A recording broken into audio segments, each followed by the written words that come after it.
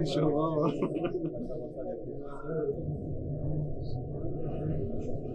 Basındaki arkadaşlar nasılsın?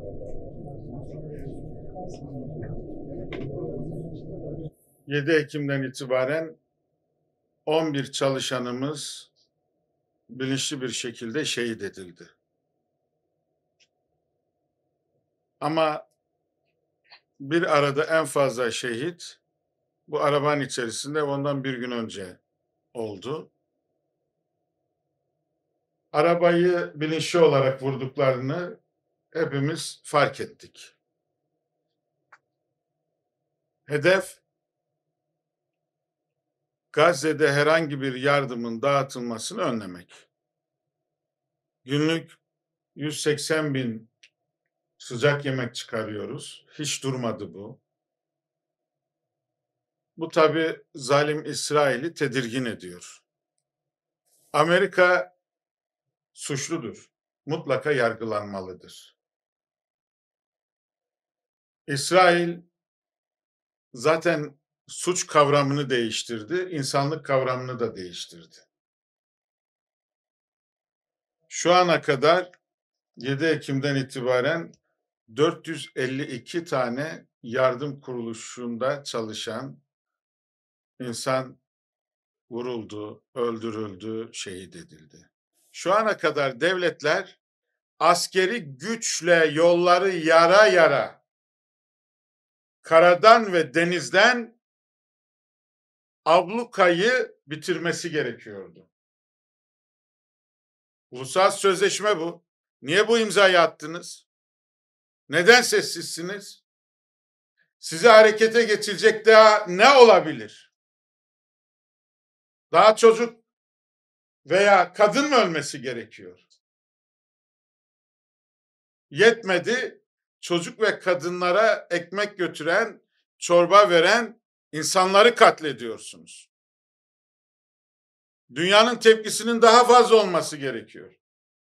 Sıradan bir şekilde kınamakla geçiştirilecek bir şey değil bu. Bu insanların, öldürülenlerin ne suçu vardı? Gazze'de 7 Ekim'den itibaren gece gündüz çalışıyoruz. Orada derneğimiz var. Çalışanlarımız var. Kuzeyde ve güneyde bu yardımları ulaştırıyoruz. Ve ulaştırmaya devam edeceğiz. İsrail'e rağmen, katile rağmen, katil yandaşlarına rağmen onları yalnız bırakmayacağız. Allah'ın izniyle. Tüm dünya Gazze'de bir ateşkes beklentisi içerisinde. Ve özellikle bir önceki tüm ateşkeslerde karşı karşıya kaldığımız bir süreç. Ne zaman ki ateşkes konuşulsa Gazze'de İsrail daha fazla saldırıyor.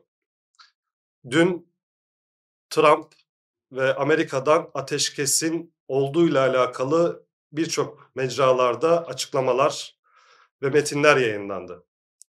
Ve dün gece Gazze'de bunları duyan birçok çocuk geceliğin sokaklara çıktı sevinçlerinden. Ve bunu gören İsrail maalesef Gazze'de tekrardan saldırılara başladı. Ve hala da şu an biz bu toplantıları yaparken İsrail arttırarak saldırmaya devam ediyor. İşgalci İsrail'in Gazze'ye yönelik sürdürdüğü saldırılarda 54 binden fazla masum insan hayatını kaybetmiştir. 120 binden fazla insan ise yaralanmıştır.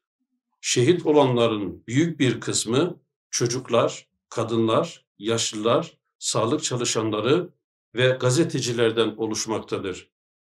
Bugün Gazze'de yaşanabilecek bir hayat maalesef kalmamıştır. Saldırılar yüzünden bölgenin %90'ı tahrip olmuştur. Gazze'de 450 bin konut kullanılamaz hale gelmiştir. Su şebekeleri, altyapı hatları, elektrik şebekeleri, yol ve caddeleri İsrailler tarafından tamamen tahrip edilmiştir.